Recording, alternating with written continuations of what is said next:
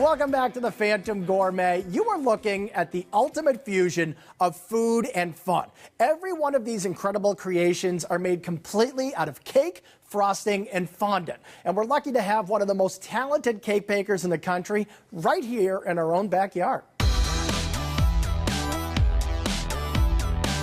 Inside this little building, there are artists at work, but they're not painting portraits. They're making cakes. One-of-a-kind, eye-popping, mouth-watering, jaw-dropping cakes. It's just great to see the wow on their faces, and just, even when they don't say anything, that's the more priceless one, because they're just like, you know, looking at it. That's Erin, the driving force behind Cakes by Erin in Haverhill. She's a self-taught artist who just happens to use cake as her canvas. So it's definitely not your grandmother's cake decorating here. From concept to creation to completion, Erin can spend weeks on these elaborate cakes. Depending on the size of the cake, sometimes we'll spend a day constructing the stand and supports alone. So there's hours that go into just making sure it's gonna hold.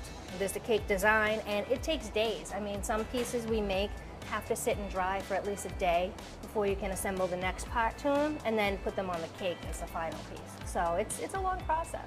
And whether it's for your birthday, wedding day, or whatever the day, Erin's cakes totally rock. They can be made to look like just about anything you can imagine, which might be why she's become the go-to cake maker for any celebrity who comes to town.